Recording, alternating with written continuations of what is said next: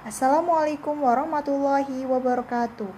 Perkenalkan, nama saya Rina Riswati, NIM 20010404023 dari Prodi Pendidikan Bahasa dan Sastra Indonesia, kelas 3A, Universitas Muhammadiyah Purwokerto.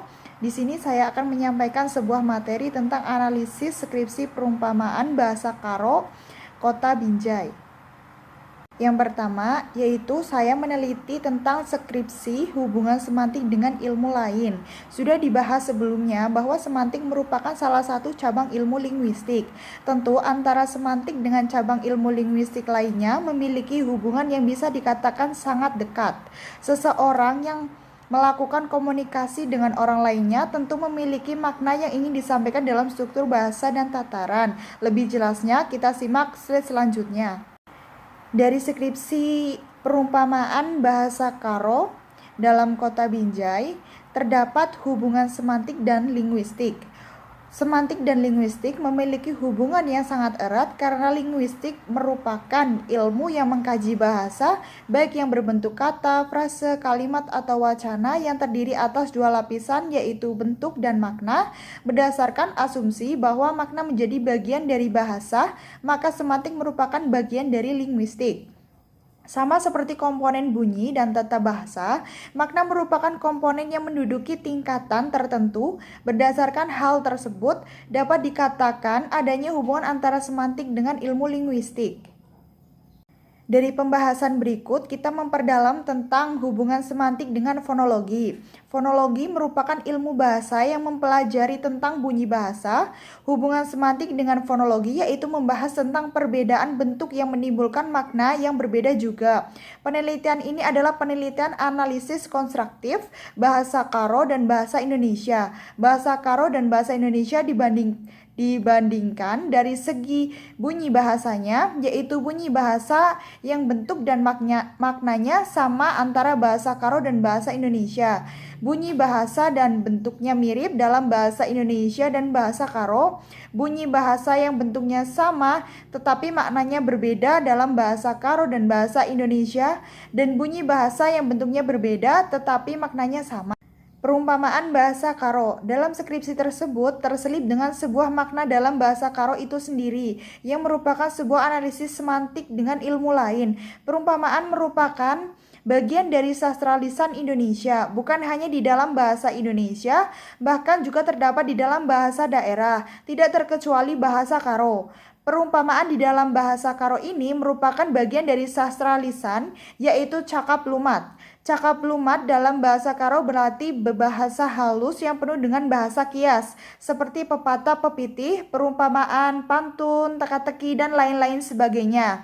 Cakap lumat biasanya dipergunakan oleh bujang dan gadis sahut-sahutan pada masa pacaran di malam terang bulan, atau oleh orang-orang tua pemuka adat dalam upacara, misalnya upacara meminang gadis.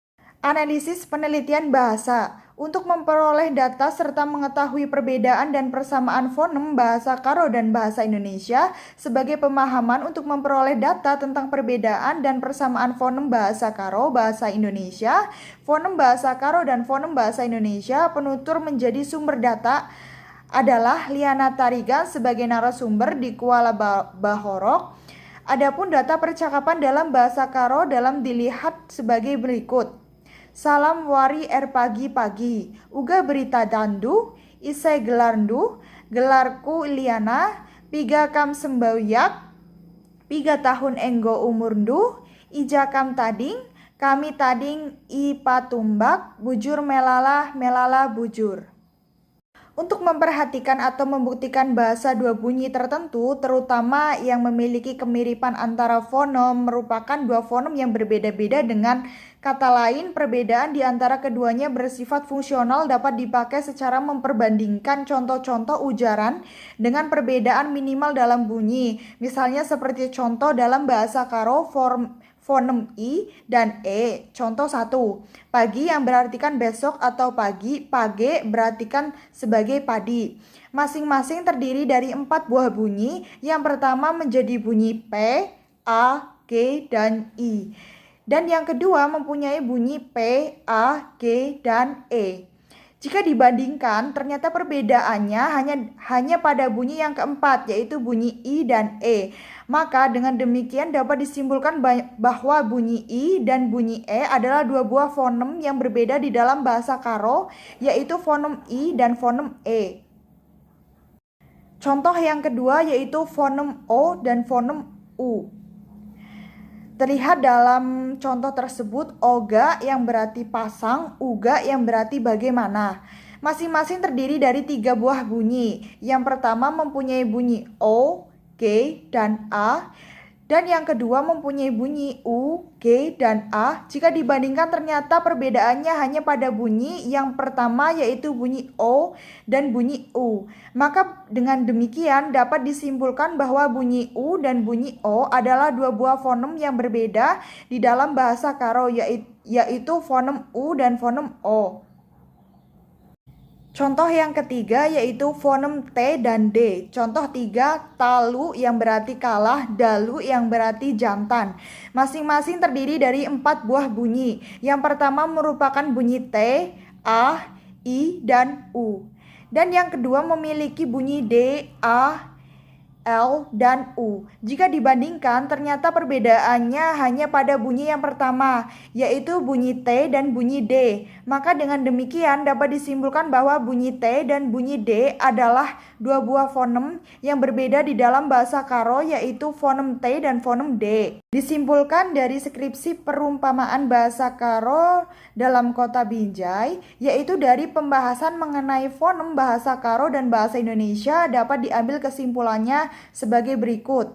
Yang pertama, ada persamaan fonem vokal dalam bahasa Karo dan bahasa Indonesia, yaitu sama-sama memiliki 5 buah fonem A, I, U, E, O. Dan yang kedua, ada perbedaan fonem konsonan bahasa Karo dan bahasa Indonesia, yaitu bahasa Karo memiliki 17 buah konsonan, sedangkan bahasa Indonesia memiliki 18 buah fonem konsonan.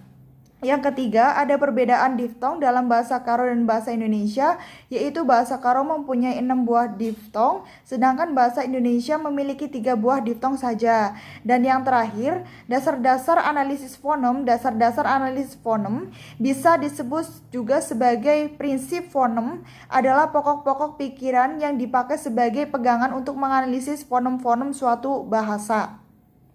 Analisis yang kedua adalah analisis hubungan semantik dan sintaksis. Kata kerja gerak bersifat kepemilikan. 1. Pendekatan struktur konseptual. Yang selanjutnya adalah teori struktur konseptual. Menurut Jack and Dolph tahun 2011 telah mencetuskan ide tentang cara memahami sesuatu makna yang dilihat sangat penting dalam struktur sintaksis dan semantik. Setiap makna yang dibina ini pastinya mempunyai hubungan antara struktur fonologi, sintaksis, dan semantik yang dikodkan dalam minda manusia. Menurut beliau, minda manusia seperti sistem pengkomputeran yang mengandungi struktur sintaksis sebagai representasi dalaman untuk memahami makna yang bersifat abstrak. Yang selanjutnya adalah analisis data. Melalui organisasi semantik struktur konseptual, menurut Jack Colt tahun 2002, P356 menyifatkan setiap entiti di alam ini dihubungkan oleh entiti yang berada di dalam ruang dan bukan ruang. Bagi menjelaskan pernyataan ini, Jack Dolph membahagiakan persoalan tentang ruang terkaitkan dengan perilaku kata kerja gerak ruang atau KKGR dan melibatkan lokasi dan gerak dan bukan ruang atau KKGBR. Ialah sesuatu yang melibatkan pemilikan, kepunyaan, dan penjadwalan activity. Yang selanjutnya adalah perkaitan struktur konseptual semantik kepada sintaksis. Perbincangan antara hubungan TSK dengan sintaksis pastinya memerlukan suatu hubungan yang kuat dan berkaitan antara satu sama lain. Menurut Koldukover and Jack Dolph tahun 2005, pada 153 didapati dari sudut TSK, KK bersifat kepemilikan ini mempunyai ciri ontologi konseptual yang tersendiri seperti menjadi, di bawahnya pemilikan, gerak, di bawahnya pemilikan, benar pemilikan, peristiwa, keadaan, benda, hala, dan tempat. Kesemua ciri konstituen ini membentuk suatu set ciri aspek yang dihubungkan satu persatu dalam pemetaan segmen dan struktur sintaksis. Demikian presentasi yang dapat saya sampaikan. Terima kasih. Wassalamualaikum warahmatullahi wabarakatuh.